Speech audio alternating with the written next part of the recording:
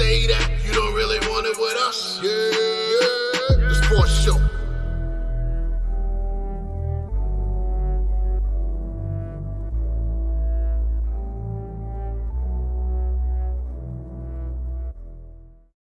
Yeah. What's going on, ladies and gentlemen? Welcome back to another episode of the Yerrr Sports Show. I am your host, Big Baby, aka the Soul of R&B. To my bottom left, we have the voice of a generation, Pete Rosado. Finally home after what feels like a million years. Yeah, it's been at least 2 months. No swoop, still no swoop. So at all. I don't know. He don't want to be Peter Farrakhan no more, so he took the swoop off. Nah, he's still Peter Farrakhan. I'm gonna have to, you know, if I'm gonna cut anything or shave anything, I'm gonna have to do it today or tomorrow because No Shave November coming. Oh, you do that? I don't celebrate that. I don't celebrate that a damn thing like that. That you was wilding. To my bottom right, we have BK Matt. What's going on, y'all? On this diet, and I'm dying right now. I can't do it. This is killing me. I've been drinking nothing but water and green juice. It's Tay, how do you do this? I don't know how. Like it's hurting my spirit. The one good meal that I had was salmon and brown rice and some spinach. The salmon was pretty good. I seasoned the hell out of that. I'm not gonna lie to you. But salmon for Drake. It's the same. You know what I was saying. Don't do that. We got one resident teacher in here. We don't need to be correcting me about how I say things. Salmon. It's I hate when I can't fish. It's a fish. It's a healthy fish. There's a special place in hell for people who use the L in salmon. So why is it there? Why is it there? Why are you here? You know what? You're right. What?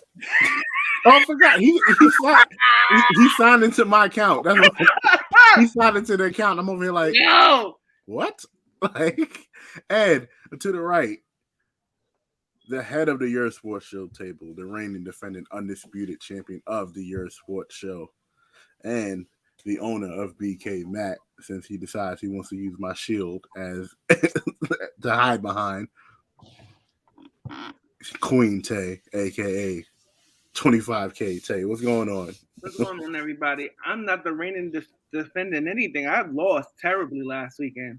Hey, pick five was weird last week. Again, respect that, man. Pete looked good this week. What man? I knew I should have picked them Colts. What man? Who are you talking about? You know what man? That man.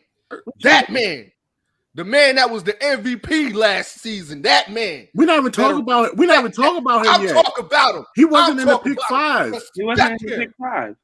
All right. So because we started. So, how was everybody's week? For Matt going to tangent about Aaron. It was all right.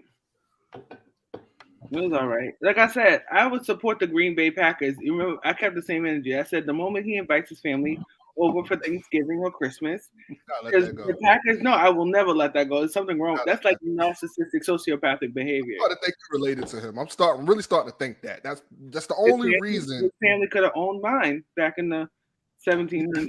You gotta relax. What the hell? What am I saying? That's wrong. Hey. It's funny that you mentioned that. Did you watch the Colin Kaepernick show Not yet. on Netflix? Oh my God, you got to watch it. It is amazing. I might watch it tomorrow. I'm not doing anything tomorrow. It's on Netflix. Just pull out time. I'm sorry, I don't have the luxury to be like, oh, this is, I have 3 or 4 hours to spare to watch a show. Like, I watch the privilege. Every week I throw this alley so she can just throw in about how her job is so much better than ours and she ain't got no time. You see? That's how they're personal. That sounded mad. That dead sounded mad personal. I'm not trying to. It's just yeah. That's how that sounded personal. I'm proud of you, Tay. I'm real proud of you, Tay. That sounded like hate though. At first. Yes, I got dreams and aspirations that I'm getting in shape for. That's all I know. Okay. You do your thing, player. I'm not against. Like I'm not against it. I'm for it. Go ahead, Pete. You How gotta would you talk about it? you gotta get your the dreads in the front. You have to take some like beeswax and twist them because they get a little messy. They get a little I'm gonna let Nazi that one go. dread. Like, You do look like you got an afro in the front and dreads in the back. it's time. Are you working out? You really trying to play me like?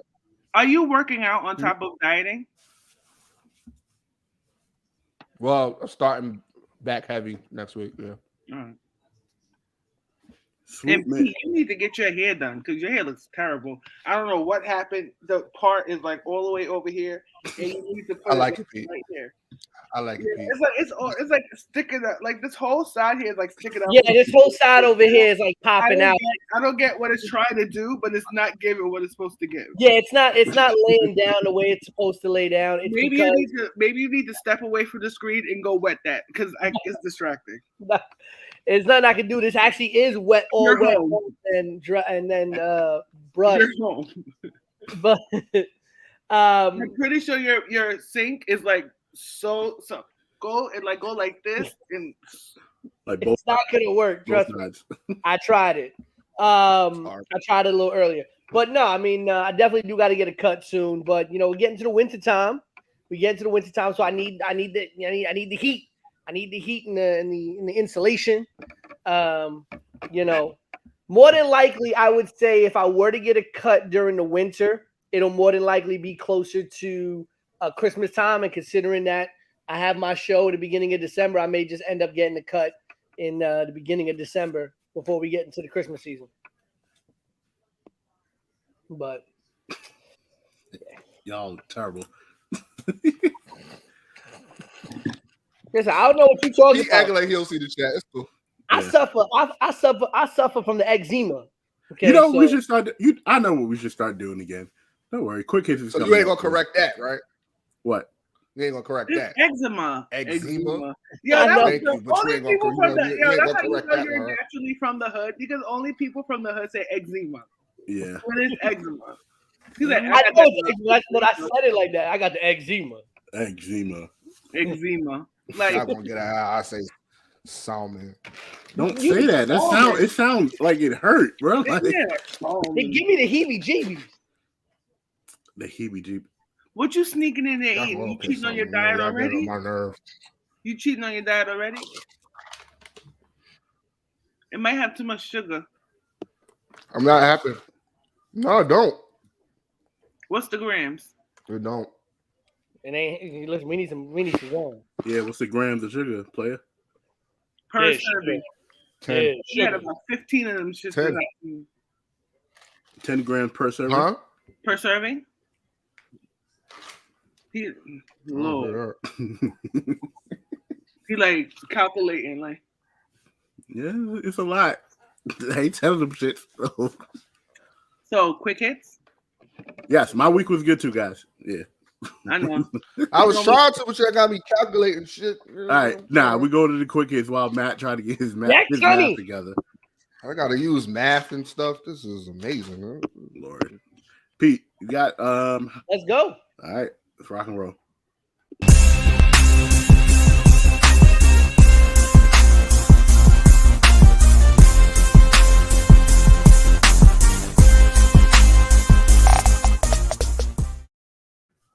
What is up, everybody? Hold on. Tay, can you see it this week? Like you good? Because you was cursing this out last time, and it was there, and you was like, nah, it's not.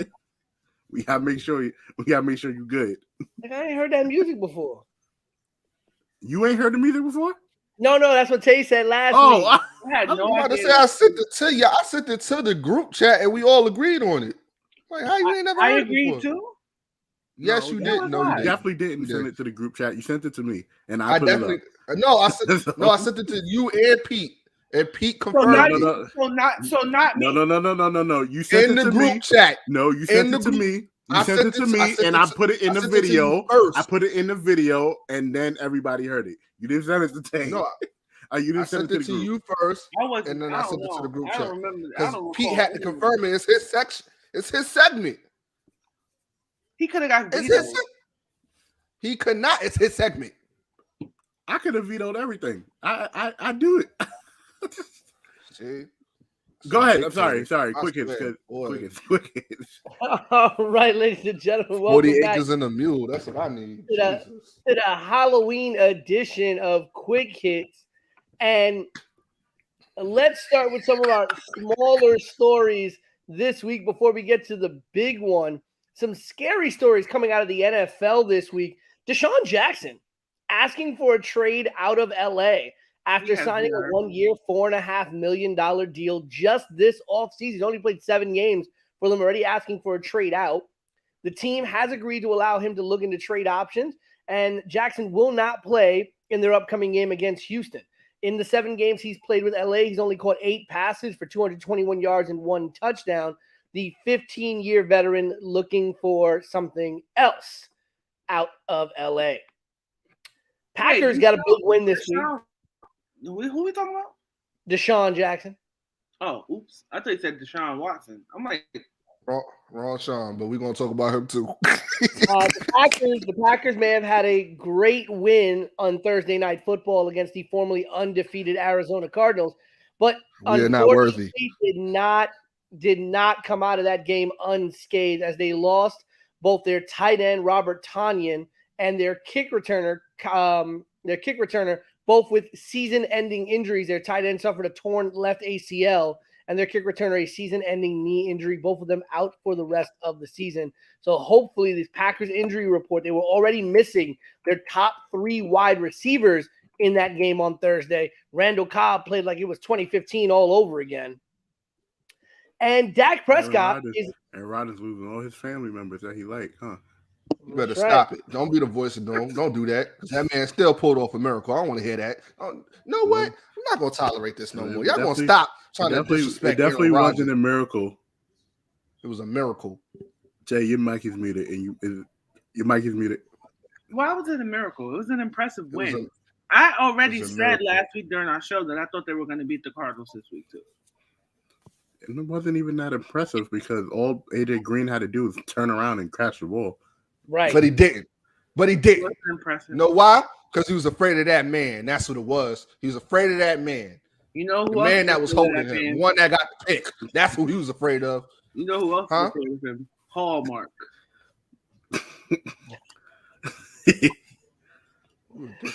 That man afraid of his family. Dak Prescott will be a game time decision for this week's Sunday Night Football game after suffering a calf strain on that game-winning touchdown pass last week in Week 7. So he will be a game time decision all the way up until the start of Sunday Night Football. I asked this question in the group chat. You know that, right? Would y'all play him? Because I wouldn't. I wouldn't either, just considering. I wouldn't play him. Yeah, considering it's a calf strain and that, those kinds of injuries, those soft tissue injuries, those muscle injuries could lead to further complications. I would give him the week if you think you can still win the game without him. They've been off for a week and a half. It's the Cowboys. They need it. They need it. Moving to Major League Baseball, the World Series is in full swing, and Atlanta is up 2-1 on the Houston Astros after they won Game 3 at home 2-0. The Braves will be going to a bullpen game for Game 4. The Astros starting former Cy Young winner Zach Greinke trying to tie up the series. Game 4 will take place in Atlanta. And remember, Atlanta already down their ace pitcher, Charlie Morton, who started Game 1 of this World Series, out for the rest of the season with a broken leg. Got hit on a comebacker in Game 1 and still pitched to 5 more batters after that before departing with a broken leg. So Morton is out. But Atlanta up 2-1, shutting down Major League Baseball's number 1 offense in Houston. Atlanta may be trying to win its first World Series in almost 30 years. Number 1 cheater. So much for Dusty Baker, huh? And now I root for Dusty, but I don't root for the Astros. I'll root for Dusty. I've been hearing that all week. Everybody's rooting for Dusty Baker, but they can't stand the Astros. Sad Now, case. unfortunately, the biggest story is something that I think a lot of kind of sports media has kind of glossed over a little bit, but a really huge story coming out of the NHL this week. Chicago Blackhawks president Stan Bowman, son of a legendary Hall of Famer Scotty Bowman, and former Chicago Blackhawks coach Joe Quenneville, who's actually coaching now with the Florida Panthers, both resigned from their positions after the NHL released its findings from an investigation that stemmed from a May lawsuit by former player Kyle Beach that alleged that he and another player were sexually assaulted by former video coach Brad Aldridge during the Chicago Blackhawks 2010 Stanley Cup playoff run. The Blackhawks were also fined $2 million by the NFL, with half of the fine to be allocated towards organizations in and around Chicago that provide counseling and training for survivors of sexual and other forms of abuse. But let's just get into this very quickly here. The report, which got released just a couple of days ago, it goes back to all the way in May of 2010. May 2010, John Doe, who was revealed to be Kyle Beach, stated that he had a sexual encounter with former video coach Brad Aldridge. Both men confirmed that the encounter did happen. Beach said it was not consensual. Aldridge said it was. A couple of days later, the senior director of hockey operations for the Chicago Blackhawks was told that there might have been a sexual encounter between a coach and a player, and separately that the coach might have sent explicit text messages to another player. Later on in May, a group of Blackhawks leadership, including then president, the then president of the team, the director of hockey operations, the general manager, the executive vice president, the assistant general manager, the head coach, and the mental skills coach all met to discuss what happened, but no action was taken against the video coach Aldridge directly after that meeting. He stayed with Chicago through their Stanley Cup celebrations. The report also stated that Aldridge made a sexual advance to a 22-year-old Blackhawks intern. This is after the organization was made aware of the initial allegations. The investigation implicated many individuals from Blackhawks leadership in 2010. Then general manager Bowman recalled that after learning of the incident, the coach stated, and I quote, "Quenneville shook his head and said that it was hard for the team to get to where they were, and they could not deal with this issue now." Reports stated that numerous Blackhawks players and staff knew of the allegations but did not act. They met with the video coordinator, the video coach, on June 16th and gave him the option to undergo an investigation or resign. The video coach resigned, and no investigation was conducted until now when the lawsuit was filed. Every member of Chicago Blackhawks staff that was part of their 2010 leadership team has resigned from all of their different positions across the NHL. And as I said, Joe Quenneville, who was the coach in 2010, who's now with another team, just resigned from his position as well. But I think really sad that it's been 11 years and it took a lawsuit by the player for anyone to do anything about this. Sexual assault has no room anywhere. I don't want to say just sports, but it has no room anywhere. So for him to speak out again, shout out to him for speaking out, and punishment should be served to all parties involved, regardless if they stepped away or not. Now, I will say the owner of the Blackhawks has gone, and the report substantiated this, that the owner of the Blackhawks did not have any knowledge of what was going on until the lawsuit was filed this past May, and the investigation by the NHL confirmed that.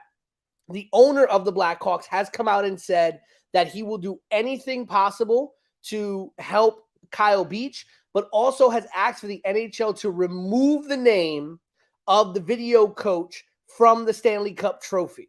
It has been done before. There was at one time a former coach of an NHL team whose name is stamped over on the Stanley Cup trophy and was removed. And the owner of the Blackhawks wants this coach's name removed from the trophy, the 2010 trophy as well. Yeah. It's a wild subject. I don't think that like I said, I'm glad the Black Hawks GM is doing everything that he can to kind of like try to smooth things out and trying to help this young man. But at the same time, it's just with these big companies, again, NHL is a company like all sports teams, with all this stuff happening beneath the watch of the owner and the GM. Just imagine how much other things are happening on other teams that people haven't spoken out about. So, and a lot of respect to Kyle Beach, especially being a male and speaking out against male to male sexual assault, which can be very, very tough to do.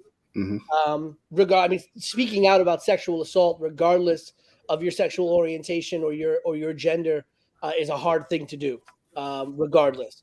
But especially when you are a male in a male sport, speaking on male sexual assault, I can only imagine the stigma that can come with that as well. So a lot of credit go to Kyle Beach, who originally filed his lawsuit under John Doe, but then came forward as the NHL was doing their investigation. absolutely. Is that quick hits? That's everything. Cool. You don't even do that's quick hits for the week of you just. And then that is quick hits for the Halloween week of 2021. Now let's go to pick 5. Thank you. Let's get into pick 5 this weird week. Pete did pretty well this week from what I was told. I didn't pay attention. I just paid attention to mine, and if Matt stays in last place. So let's get into pick 5. And your champion, whose face will be on this video right now. 1, 2, 3, 4, 5.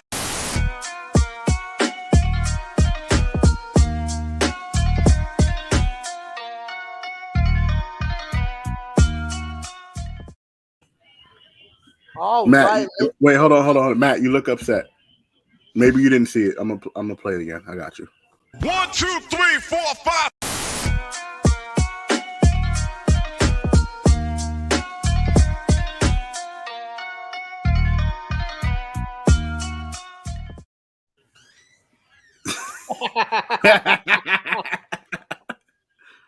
Go ahead, Pete. All right, welcome to pick 5. And listen, had I picked the Colts like I originally wanted to, I would have had a really good week, but I did not. Tay and I both went 2-3 this week. You and Matt went 3-2. I got the big pick on picking the Bengals, while the rest of you picked the Ravens. Me and Tay kind of lost ground picking Kansas City over the Titans. And then the three, Tay, Matt, and yourself all picked Atlanta while I picked Miami, and that was a very close game. And Atlanta came out with the victory in that one.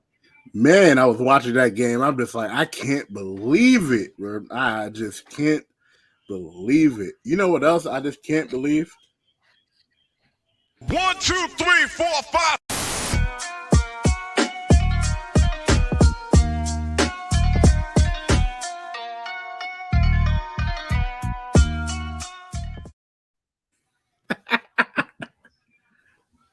I can't hear you say. What were my 2 wins? The Falcons, the Atlanta game and the New Orleans game. the 49ers lost. Yeah, 49ers lost to the Colts, Ravens lost to the Bengals, and Kansas City lost to Tennessee. Okay. Yeah. Oh man. So Matt, how you feeling this week? You went 3-2, player. Well, welcome to the Well, you're still in last place, but yes. Dre actually overtook Tay. Dre is in first place right now by a game at 21-14. Tay in second place at 20-15, and myself and Matt tied for third at 19-16. Oh yeah, yeah, basement bros. Tied for last. It's tough, man. It's tough. Don't worry about it. Tied for third place. Yo, right. Last. In third place. Don't worry about it, man. It's all good. Technically, I'll be in third because of strength of schedule. Strength of schedule. What? Y'all technicalities. Right. My home and away splits are better. Oh Lord. Anyway, this last week's game was garbage, but the games actually end up being good on like on the field. So, but let's see if we have some better luck this week, and it starts with the Steelers versus the Browns. I'm gonna go with the Browns. Something to tell it. I don't know. I feel shaky about the pick. I feel like Ben Roethlisberger might like pull some BS, but I'm still gonna pick the Browns. He can't leave out one spot. That man ain't gonna be able to do nothing. I'm gonna take the Browns as well. Mm-hmm. Yeah, I think I'm gonna go with the Browns. They are playing at home this year. They are 3-1 at home. Cleveland 3-1 at home. The Steelers are 1-1 on the road. But I don't know. I mean, don't get me wrong. Ben's had a good year. Ben has had a good year so far, all things considered. But there's something about the Browns this year. Right now, they're favored. I believe they're favored in Vegas. Playing? They're favored in Vegas. Is Baker playing? Baker playing? He's not on the injury report. Yeah. He's not on the injury report. You sure? You have up until right now. You have up until game time. Yeah, I'm looking at the injury report right now. He's not on the injury report. Who's the backup quarterback? I thought it was what's his Ducky, whatever his name is.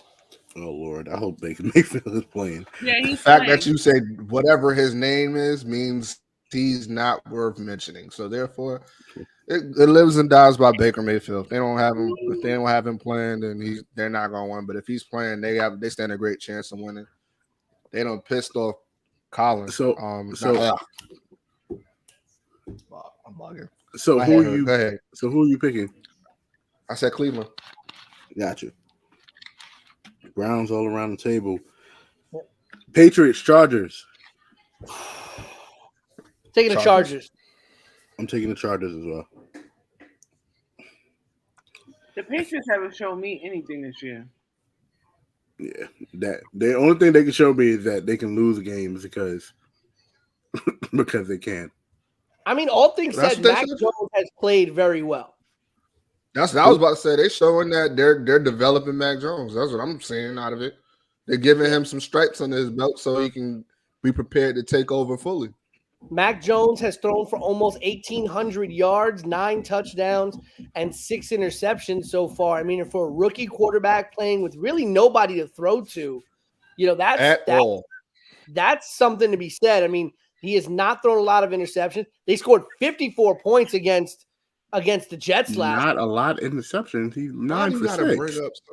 Why you gotta bring that up, Pete? But we also think about this. Their last 3 games, the Patriots have scored 54, 29, and 25 in their last 3.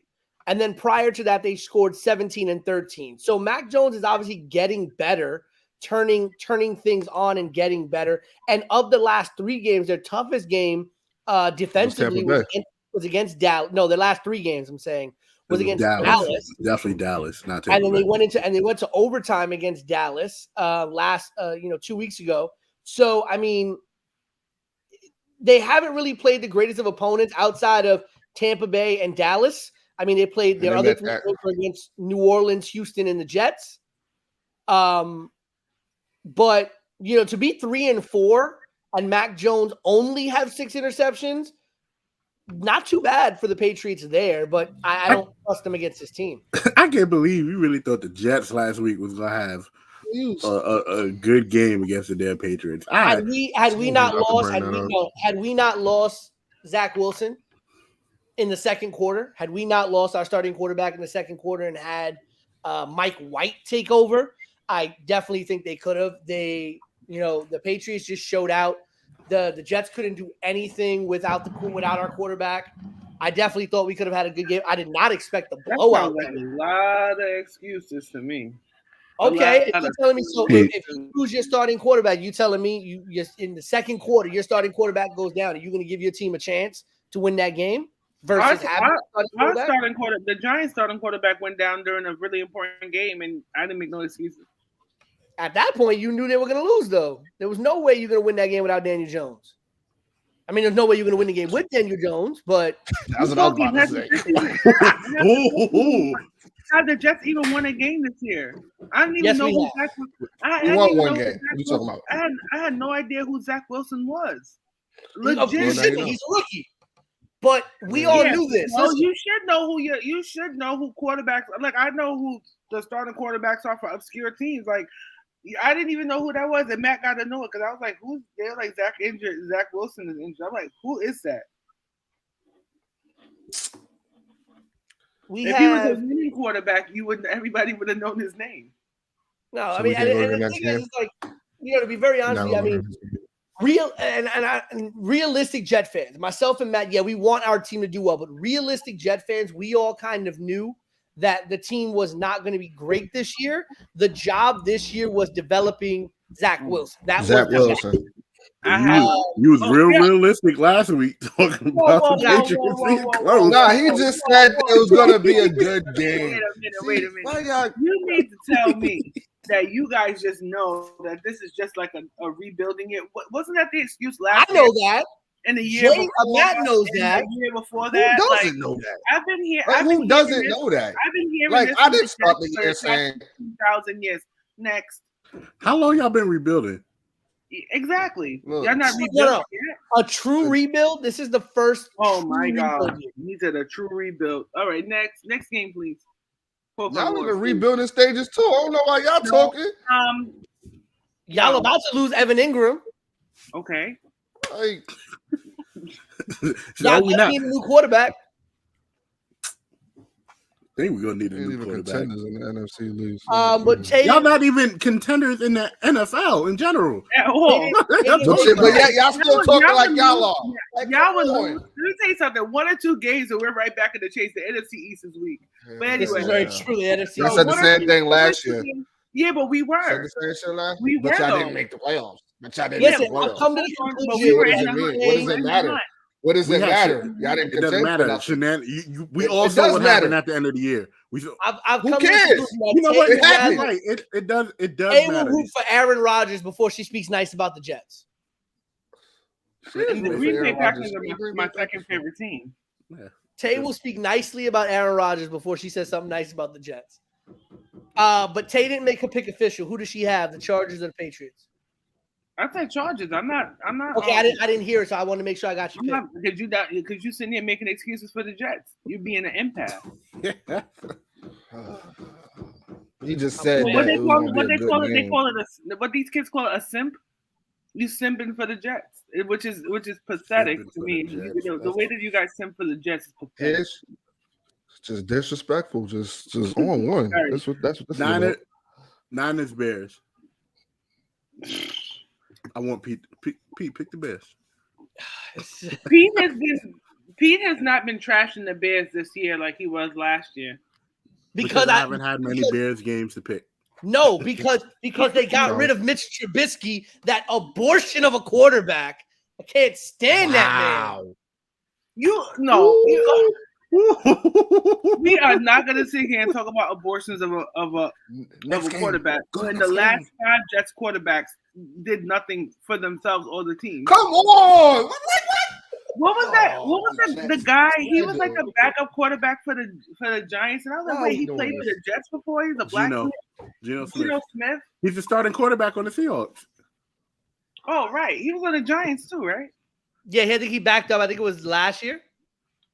Yeah, something like that. I mean, yeah, I think last year he was the backup. Y'all want to talk about like abortions of quarterbacks? Look at y'all roster. I'm trying to understand why we're talking about abortions. Mark Sanchez hasn't played football since I became a parent.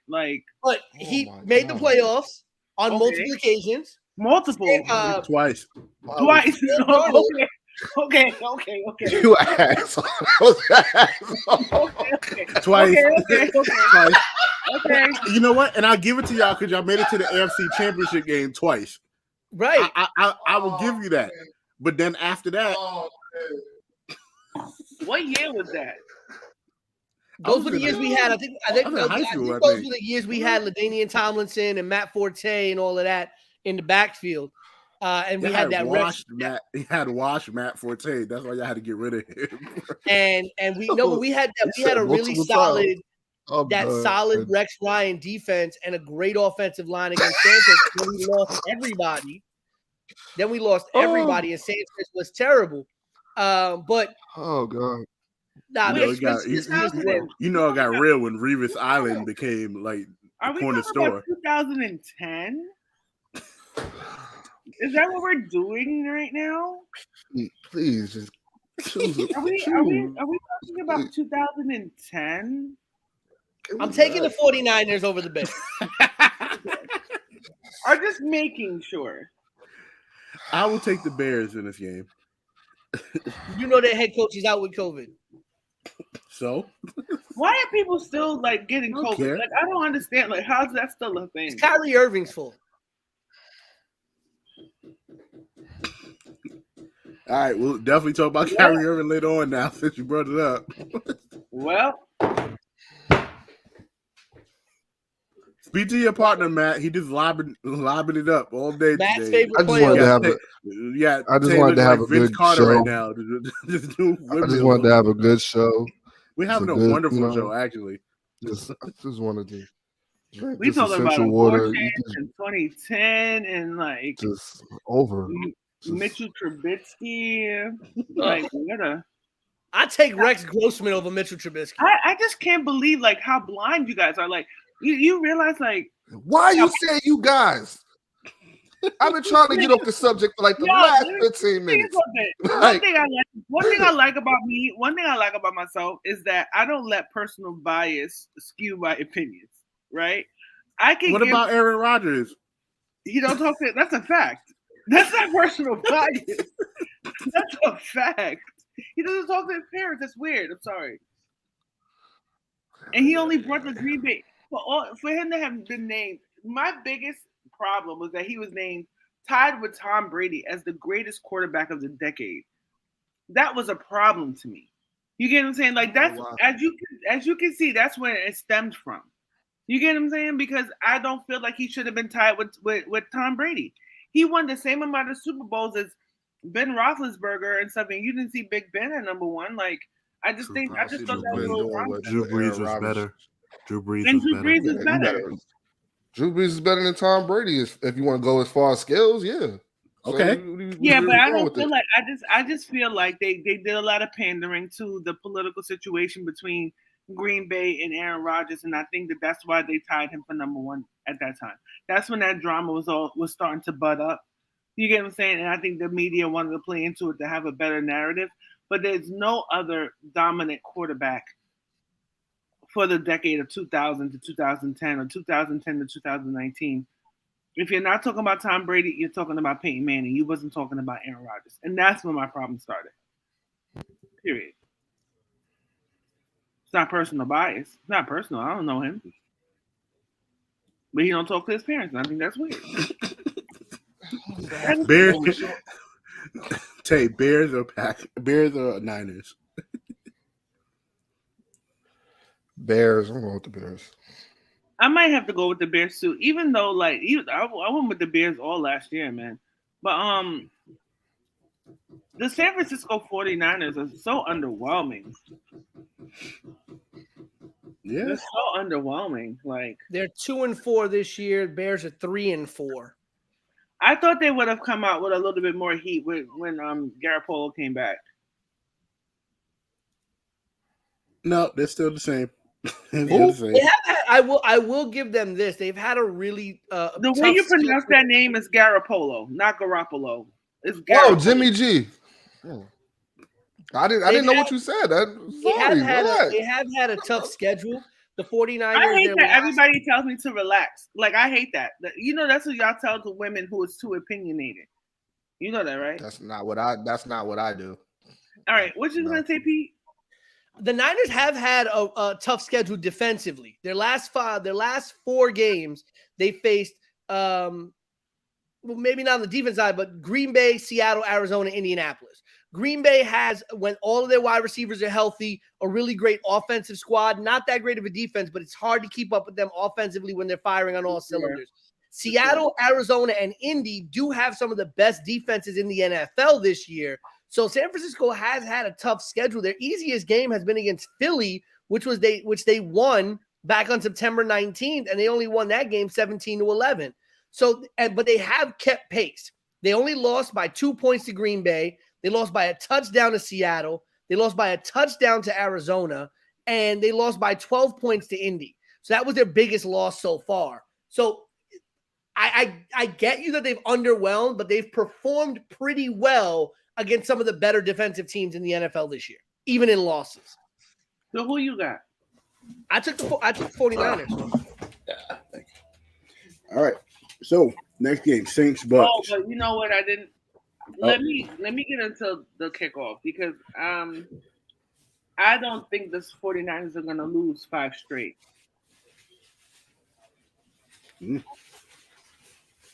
That's a good thought. Bucks, Saints. I'm picking the Bucks. I'm picking the Bucks. Very hard. Pete, do you have any magical stats about Mr. 30 for 30 we should know about? Y'all ass. Y'all wrong, Russ. I want to know. Not so much about, well, does Teddy Bridgewater got a magical record against Tom Brady we don't know about? I believe, Antonio Brown still out. Gronk is still questionable for the game. The Saints, Taysom Hill is out as well.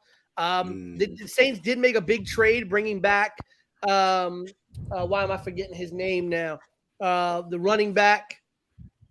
Yeah, I know you're talking about the little tiny one. Yeah, they brought back the running back to team him back up with Alvin Kamara. All things being said, I think the wild card in this game, not saying that it's going to be a good thing, but the wild card in this game is Jameis returning against Tampa Bay. And Jameis offensively, I mean, he's thrown 13 touchdowns and 3 interceptions. He hasn't thrown a lot, which I think is the biggest thing. I mean, he's only thrown for 1,100 yards, So you really don't have to when you have a top 5 running back on your team. Right, but for a team that we're used to seeing in New Orleans be a pass-heavy team, they haven't really relied on Winston too much to do that. This could be a trap game because Winston could come out and play crazy. I am going to take Tampa Bay as well, but if Jameis Winston comes out and decides I want to shred tonight, he could have himself a really good game against Tampa Bay. Yeah, they're still losing though. There's a difference between Jameis Winston and Drew Brees. And Drew Brees is the only reason why they even beat Tampa Bay last year twice. Yeah. Then got exposed in the playoffs. Bucks gonna beat the tar shit out of Yeah. So there's no Drew Brees to save him this time. Yeah, we're all thinking the same. All right. Cowboys. Katie, what's going on? Shout outs to the Raw Zone. She did an article on us. Definitely a good article. Check that out. Cowboys, Vikings. I'm going with them boys. Well, Dak is playing, so yeah, I'm going with Cowboys too. I was going with Cowboys regardless if they were playing or not. I can't get too excited like everybody else is getting. Dak's questionable for this game. Thank you, Katie. Know. We definitely appreciate it. Whether he's questionable or not, look at the offense. Katie is lit, by the way. Thank you, Katie, for your support. For sure, most definitely. Facts. Well, their backup quarterback is Cooper Rush. Who? Don't mention that man name. Don't mention that man name ever. The Cowboys backup Sounds like quarterback a is former Jets quarterback, right? Cooper Rush. Yeah, Cooper Rush. I just really heavy on the Jet slander today, boy. I swear. Heavy. Just real. Last time he threw a pass was in 2017. He'll be all right. I'm going with the Cowboys. Kirk has had a really good season and nobody's talking about it. Kirk. Shaq is he's disrespectful. Yo, Shaq is disrespectful. Captain Kirk, and we're gonna be out here doing some work, but he ain't gonna be doing work on the Cowboys. But this is not week 10. Right. Oh, You like that? You like Shaq that? Disrespectful. Kirk Cousins has quietly had a really good season, almost 1,800 yards, 13 touchdowns, only 2 interceptions. And they still have Dalvin Cook, who hasn't really exploded yet. If Dak Prescott is starting and Dak Prescott is playing, I unequivocally pick the Cowboys. If Dak Prescott's not playing, it's a tough pick. So, do we all pick the Cowboys on this one? Everything is subject to change by Sunday night.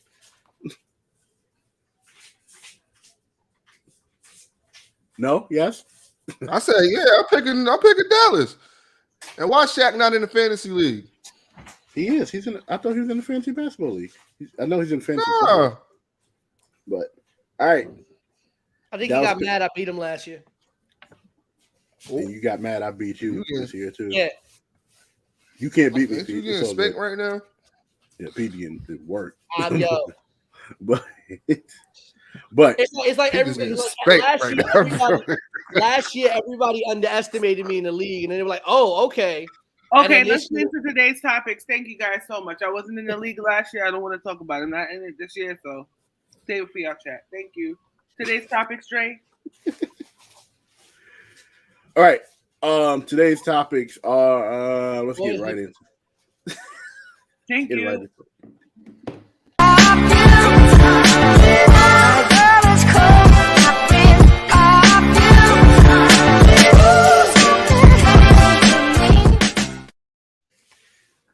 Yeah, that track was bumping through my headphones just now, for real. Mm-hmm. But Deshaun Watson may be on his way out of Houston and may be going to Miami. This is the biggest trade right now that's out, which is why we're speaking about it. Miami does have a pretty good receiving core, but Tua Tagovailoa, I don't see it right now. I don't see it. I thought he would be like a Kyler Murray, but no, he's playing really bad. I've been able to watch almost every Miami game this year, and he's consistent. He hasn't put up any numbers. But the question is, can Deshaun Watson turn Miami around, though? Tay, I'm going to start with you. I don't think so. I don't think not right now. To be honest with you, Deshaun Watson is a good player, but I don't feel like he deserves to be rewarded with a trade after the offseason that he has had. I feel like, so many accusations of sexual assault, to me, you know what I'm saying? Like, one is too much. And you're being rewarded by getting traded to a team that, like, may need your help. I think Tua is better than we're giving him credit for. Only this season he hasn't shown much. But I still feel as if there's more there that they need to explore before they give up on him. But Deshaun Watson, like, what has he done? And really, what has he done? I think last year he was top 5 in MVP voting. Okay. Yeah. Did that win them any extra? Did that give them a Super Bowl? Did they put them in the championship game? Like, no, it didn't. But I think that for a young team like Miami, who has a pretty decent receiving core, Deshaun Watson could get the ball out to them, and they could probably make something happen. I think Miami's biggest problem is their defense, honestly. Yeah, but the defense ain't gonna change with a quarterback. True. Pete, what are your thoughts? Well, Coach Brian Flores came out on Friday and said that Tua is our quarterback for the rest of the season, and that's that. And said, barring injury, Tua will be Miami starter for the rest of the 2021 season. Oddly enough, you're saying that Tua's not playing well. He's actually in the middle of the best stretch of his career, Dre. Over the last 2 games, he completed 75% of his passes, thrown 620 yards, 6 touchdowns, 3 interceptions since he came back from injury. And remind you, he was injured for a bunch of games during Miami's losing streak. He played in the first game. I think he was injured early in the second game. Then he was out for 4 games. And then he comes back and goes 6-26-3. I'll give you the numbers wise, but I've watched him almost every week, and he's made a lot of questionable decisions. Questionable decisions. You know, I think the question is, and I sent this over to the group chat earlier this week, like, the NFL hasn't officially suspended Deshaun Watson because they said that they don't have enough evidence, or there's not enough from the allegations to suspend him, right? Houston has him on the inactive list, so he's on paid leave from Houston, but that's a Houston Texans decision, not an NFL decision. If he was traded to Miami, he could play the next week if he wanted to, if he was ready to play, unless the NFL turned around and then said they were going to suspend him. He is eligible to play. Deshaun Watson, Deshaun Watson, talent-wise, is in a class above Tua Tagovailoa, but I don't think Deshaun Watson makes Miami better just because I don't know what the long-term future of Deshaun Watson is. In a present-day 1 game, 2 games, just on a quarterback comparison level, yes, I would take Deshaun Watson any day over Tua Tagovailoa. But in the real world right now, I'm taking Tua over Deshaun Watson simply because I don't know if Deshaun Watson is going to be available. I get you on that. Matt, your thoughts? My thoughts is on the same alignment with Pete. I'm not going to unload the farm to get a dynamic player that I don't even know if he can play or if he's going to be available. I mean, I get it. I understand it. They lost faith in them. Coach can say whatever he wants to say, but he doesn't really control much. It's still a team decision. So that's what they have front office for. So if they feel like they want to make changes because they don't trust or they don't believe in Tua, then they're going to make that move. But if it's me running it, I'm not making no move with no uncertainty that he's going to be able to play, especially past this season. Yeah, especially past the season. Moving on from football, ladies and gentlemen. Well, I gotta ask you a question, Dre, about that though. Okay. Do you make that trade? Short term, yes. For short term, yes. Miami, as we've seen over the years, has not made the best decisions in terms of, their players. I wouldn't have got rid of Fitzpatrick at all. I would have him stay and help mentor Tua, but that's just me. Now, if Miami feels like they're on a fast track to win, you got to do what you got to do. But I wouldn't. They're not. They're not. But if the coach and the GM and the team feel that, they're gonna do it. I personally, no, I don't think. My bigger issue is what Houston's asking. Houston is not back down. Yeah, Houston looks like Philadelphia right now, asking for like a couple first round picks in a few seconds. So you're gonna trade Tua. You're gonna have to trade Tua. You're gonna have to trade a couple of first round picks to get Deshaun Watson. And then if he's not eligible to play past this year, if this actually comes out and then he gets suspended, now you've thrown away your future and you've thrown away your present. Yeah. I feel like the Houston Texans asking for all those extra pieces lets us know that Deshaun Watson is not as valuable as people think he is. That is true. Asking for all those pieces, and you think that he's not that valuable. I think that they know that he's valuable. Well, yeah, in the long term, maybe not, but they were already in this. Because I didn't finish my point.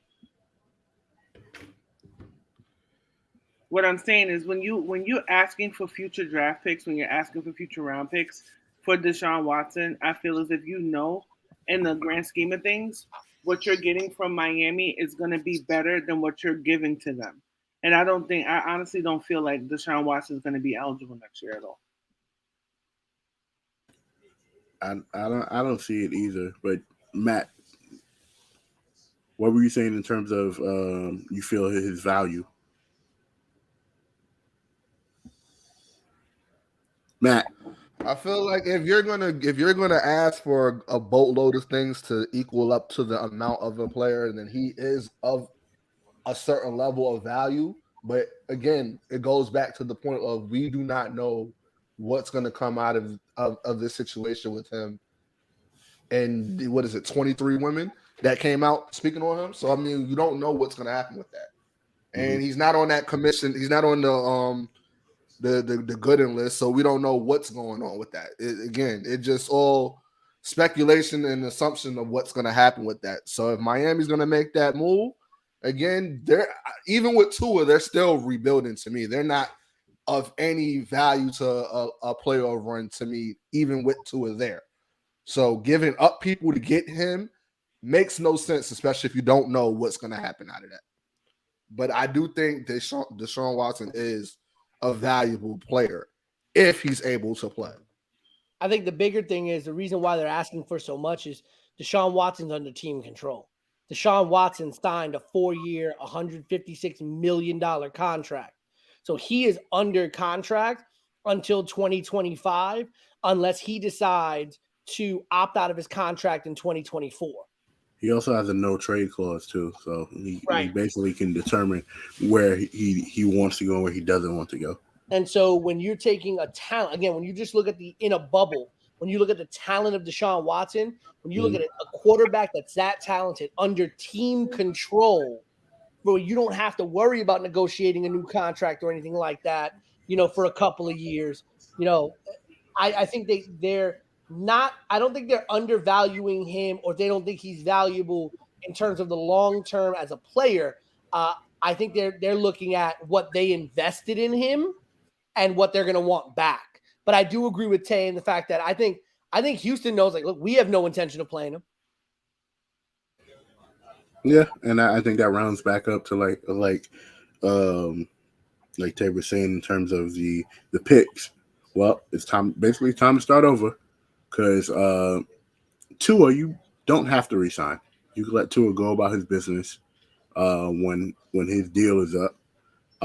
Whoever their backup whoever their quarterback is right now, you can keep him on the roster as a steal. But Tua's going to want some bread, and you're not going to want to pay Tua, depending on how he pans out. But when I saw Tua at one point in time, I also thought about this quarterback who we're about to speak about, and that's Kyler Murray. Kyler Murray bowled out on Thursday night, and so did Matt's favorite quarterback, Aaron Rodgers. But I see a lot of Russell Wilson and Kyler Murray. Do you guys see Kyler Murray as like the future of the league? Pete? Yeah, no, I definitely do. I think Kyler Murray, quarterbacks like Kyler Murray, Justin Herbert, that's the next generation of great quarterbacks. I would even throw, quarterbacks like Joe Burrow, quarterbacks like, I think Mac Jones has been developing really well in New England. I think a quarterback like Mac Jones, like these are the next generation of quarterbacks that we're going to be watching. You could even lump a Lamar Jackson in there, even though he kind of straddles two generations because he's kind of a little bit older than the Kyler Murrays, but he kind of is young enough to kind of still be in that discussion. But this is the next generation. I mean, Kyler Murray has played incredibly well this year. I always have my reservations about quarterbacks that use their legs just because we've seen time and time again so many quarterbacks in this league that are mobile heavy, that at some point you got to learn how to turn it around. And I wonder what Kyler Murray will be once the threat of his legs isn't as threatening anymore. But he's shown that he can throw the ball with some of the best of them. I know that there's been reports of a little bit of an ego issue with Kyler Murray, but then again, he's a quarterback. So what can you say? But I definitely think, he is one of the cornerstones, or at least the quarterback cornerstones for many years to come for the league. Okay. Why do I always hear of people saying that there's an ego issue with young black quarterbacks? Man, you took the words out of my mouth. I was thinking that same thing. Sounds a little racist to me. It sounds a lot of racist. I really feel like we can't ignore the fact that nowadays quarterbacks need legs to be able to keep up with the league. It's not a stand up and throw, staying in the pocket type of league anymore. You need to have mobility. You need to be able to get around. You need to be able to basically dual role. You get what I'm saying? So that's not the only thing we're seeing with Kyler Murray. We've seen it with Mahomes. We're seeing it with Lamar Jackson. You get what I'm saying? We're seeing it with, that's the Michael Vick style of quarterbacking, but better, if you really want to get technical. I think that you're going to see way more quarterbacks have that ability. It's not going to be, you're going to have to coach them to that type of league, because that's what the defenses are going to play to. That's what your offense is going to be. Your offensive line is going to have to protect your quarterback as he plays two roles, which I think is needed. The traditional way of quarterbacking is dead. Even Tom Brady has become way more mobile in his older years. You get what I'm saying? The only quarterback that to me still does that hero quarterbacking stuff is Aaron Rodgers. I think he's the last true quarterback from that era left. Because even Big Ben was known for being mobile. Big and mobile. He was defense and offense in one. You get what I'm saying? With Kyler Murray, I'm not going to speak to an ego issue. I think that's disrespectful to him. I don't care what. He's innocent. Well, I can tell you where it came from after you're done. Where it came from? So he did a interview with the NFL Network earlier this year, and they were asked if he feels like he has a voice that the general manager and the head coach listen to when it comes to on players to draft. And he says, I don't know why I wouldn't have an influence in who we draft. I think if you got a guy at quarterback who you trust and you want to be the face of your franchise, I think he should have an influence. Everything is technically built around me, quote, the quarterback. I think that I should have that relationship with Steve and Cliff.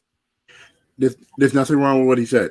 Nothing wrong with what he said. Absolutely nothing wrong with what he said. Then that basically got spun. That got spun into reports of kind of him having an ego issue. That's nonsense. I mean, he was only 2 years in the league. I mean, I'm that's saying a little premature to be saying. That's not premature. That's not premature. They built the whole team around Daniel Jones. He hasn't done anything. They built the whole team around these people. They haven't done anything. He's making the Arizona Cardinals. No one has spoken about the Arizona Cardinals in about 15 years. So at the end of the day, I feel like the quarterback does have they do build teams around their quarterback, offense and defense. Well, go ahead, Matt. That's pretty much what Aaron Rodgers wanted with his team. He wanted more say-so on who they drafted as far as weapons, because that was the biggest problem. So for him to say, I should have a little bit more insight as far as who they draft, as far as help to the offense that I'm running, that's not an ego thing. That's a realistic statement. This is the NFL. That's definitely a quarterback thing, and in order to be a quarterback, you got to have some level of an ego, because it sometimes it does rest on what you bring to the table. And with that being said, like, Kyler Murray is the future. I like how the Cardinals have been playing with D Hop and AG Green they're literally they put the Cardinals in a position that Tavia said 12 years. I don't remember them ever bringing up the Cardinals, like ever. Like, I don't ever remember hearing anything about the Cardinals. Been since 2009 when Kurt Warner's last year. Kurt Warner, yeah. Kurt Warner was the man when he was on the Rams. And he took the Cardinals to the Super Bowl. Yeah, I hear you, but I don't. Cardinals are relevant. From All right, 05 so to 09, he made the Cardinals relevant for those 4 years, from 2005 to 2009, before he retired. He made the 05 Cardinals to 09. relevant. All right, you Yeah, said like I 05 said, to no one 09. was We're in talking about the- 2021. Yeah, like I said, no one's talked Right. about the Cardinals in 15 years. So that's what I'm saying. Like he deserves a certain level of respect. So I'm not going to say that that's an ego thing. I'm just going to say that that's a realistic quarterback view, especially in today's game in the NFL. You need some level of insight. You need weapons. Tom Brady literally left the New England Patriots because he didn't get no respect and he didn't have no weapons. I agree That's with how what that Kyler goes. said. So I agree with I what don't see that Kyler as an said. ego thing. I think the reason why people spun it like that is because, dude, you've been in the league for 2 years. You've been here for a cup of coffee. You've got quarterbacks who've been They here set for him 10. up for that. They set him. That's a very loaded question. You know what I'm saying? It's a very loaded question. But you They know, set him- Lamar Jackson said the same thing, right? Yeah, but you know, and let me tell you something, and that's where you hear that people say the same thing about Lamar Jackson, that he Right. has an ego issue.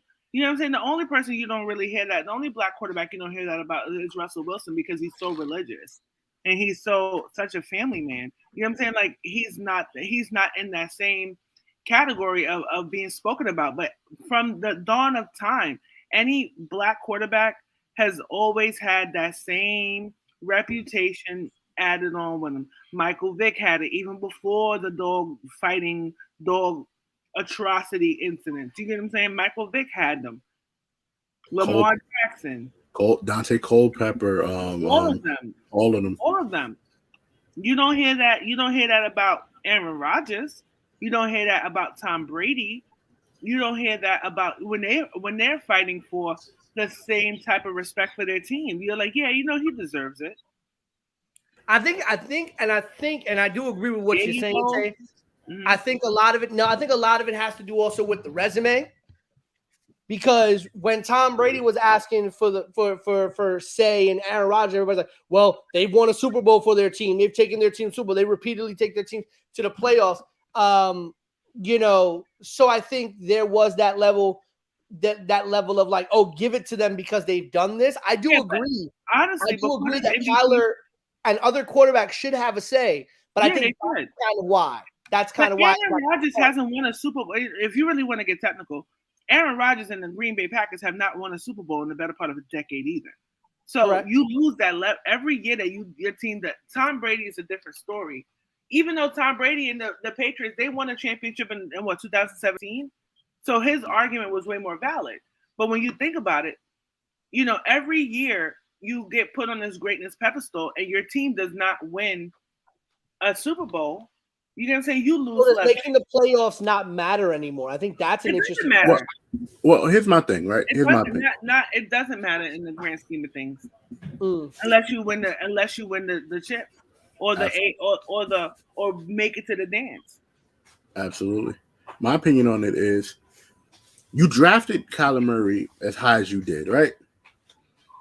So you see him as the future of your team. As the future of your team, I would expect to have certain decision-making skills right there. I should expect you guys drafted me high overall to lead your team into the future. So in order for me to properly lead your team into the future, these are the things I'm going to need. Someone who's fresh out of college knows exactly what the college landscape looks like. He would know what receivers are good, what receivers are bad, what linemen can do, what linemen can't do, what defensive player you should probably pick up. So, again, even with him being 2 years in, I personally think that if you building your team around somebody like Kyler Murray, he answered the question perfectly. Like the whole ego thing, like I said, like Tay said, it just seems like it's been every time you hear about a black quarterback. Even they said it a little bit about Russell Wilson this summer because he was going through his contract issues with them, or he's going through issues with Seattle. So Aaron Rodgers wasn't going through that at all. People feeling bad for Aaron Rodgers because he was going through what he was going through. People feeling bad for Tom Brady when Tom Brady was going through what he was going through. So, and what's his face? Russell Wilson and what's his name? Aaron Rodgers. They both got one ring in common. So there's no leverage. There's no additional leverage. I'm sorry. It's just being honest. Kyler Murray, yeah, he has not. Look how he's balling out of control now. Even the way that they lost to the Green Bay Packers was not embarrassing. They lost against an amazing team. You get what I'm saying? So you only hear that narrative when it comes to black quarterbacks. It was a very loaded question. He answered the question how it was supposed to be answered. So what, he's supposed to say no? Nah, I should earn that. No, you earned it once you got drafted. You earned it when you got drafted. You earn it every day. And the thing, you earn it every day you show up. Absolutely. All right. Speaking of earning, Tay, I know you have to leave in a second, but I really want you to talk about your New York Knicks. Oh man, they are running the city right now. I can say that. I can say that confidently. Like I said.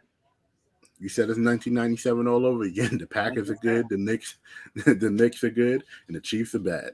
So yeah, it's gonna be like 1997 all over again. They're gonna get all our hopes up, and then when it comes to the playoffs, they're gonna get eliminated in the second round. So second round town. Yeah, they're going straight down to second round town. But what are your current thoughts of how the team is constructed and how they're playing? They seem like they're playing pretty hard right now against all the teams, and Evan Fournier is not the best defender, neither is Kemba Walker, but they seem like they're buying into. Yeah, all new broom sweep clean. It's the beginning of a new era with the Knicks. You want to play as hard as you can. This is Tom Thibodeau style of basketball. They're investing into it. Tom Thibodeau style of basketball is exactly what you see. A hard-hitting defensive game that, you have your stars, everybody's pitching in. Everybody's pitching in on both ends of the court. I feel like with the Knicks, it's their own careless mistakes that makes the game shaky when it could have been, it makes they play like traditional Knicks. Like, it's their careless mistakes that cost them. They got to tighten up with the careless mistakes. They got to tighten up.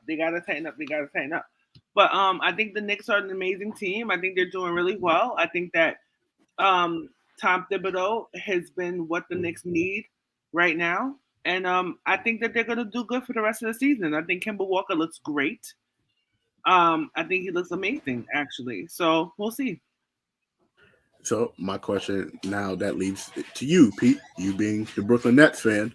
How do you feel about the Nets moving, and how much do they miss Kyrie Irving at this moment?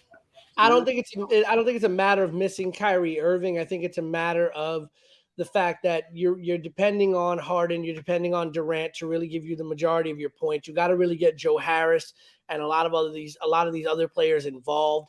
You're gonna have to rely on some of these younger players because, again, Blake's not going to give you substantial minutes.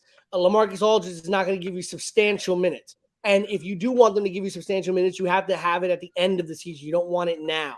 So you really have to start getting that bench and those younger players involved.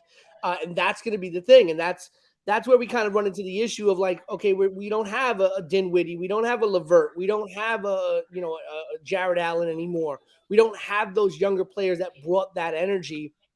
And we saw this in Oklahoma City, right? We saw this in Oklahoma City where Russ and Durant by themselves, as great as they were together, are still going to have trouble winning games. When you don't have players around them that are really going to substantially be able to offensively affect the game. But the biggest thing that's been affecting Harden is the NBA is not calling those fouls anymore.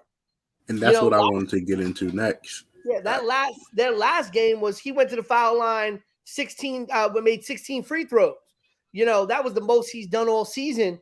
But that's the bigger thing is, Harden's predicated his entire game on getting these easy kind of calls because of the way that he dribbles and penetrates.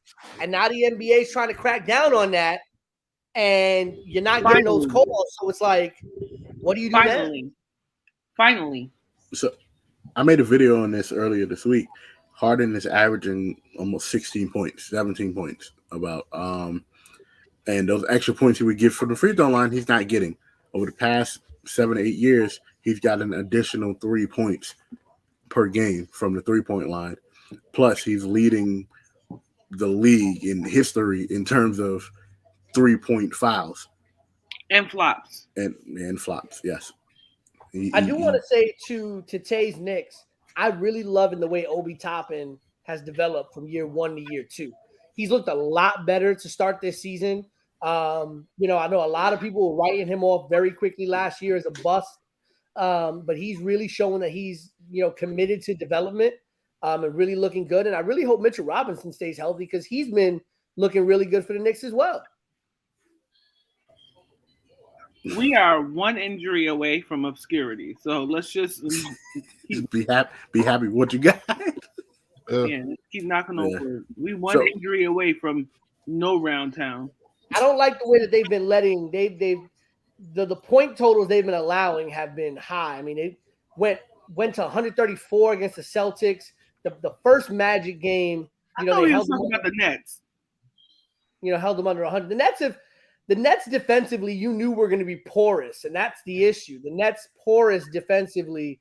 Defense was not their strong suit. They were trying to outshoot everybody. But again, you run into an issue where Durant's not going to score 50 every night. Harden is going to have a hard time readjusting his game. And unless you start really reinvigorating that bench and getting them involved without creating liabilities with Griffin and Aldridge and all of them, Brooklyn's going to be good enough to make the playoffs based on how they put their team. Of course they are. James Harden's overrated. Okay, in this season, you're going to see it because of the calls, right? No, it's true. To me, that's one thing that always turned me off to Harden was you know what I'm saying? That always turned me off, honestly, because no one's done it more than him. The street ball come alive. Street ball. He's too soft for street ball. But at the end of the day, do you guys see the Nets making the finals? Are they wins for you? Nope. They're going to make the playoffs. I said Miami is going to beat them. I see a lot of. I'd like for them to do it. I think they'll make the playoffs. I think if all the right pieces fall into all the right spots, do they have the type of team to make the finals? Yes. But there's been some teams, if we're being very honest, about the East, I mean, listen, Toronto's had a rough go, but Toronto's got a really good team. The Wizards have looked really good. The Bulls look really good. Miami looks really good. There are a lot of decent teams. Indiana's had a tough run. They're 1-5, and I think Indiana has one of the better young teams in the league. So they need Kyrie. The Nets need Kyrie Irving, but another team that has a liability is the Los Angeles Lakers, and that's who I wanted to talk to you about, Matt. Russell Westbrook is averaging damn near a triple-double again, but now he's adding 6 turnovers. What are your thoughts on the Los Angeles Lakers? What do they need to do to?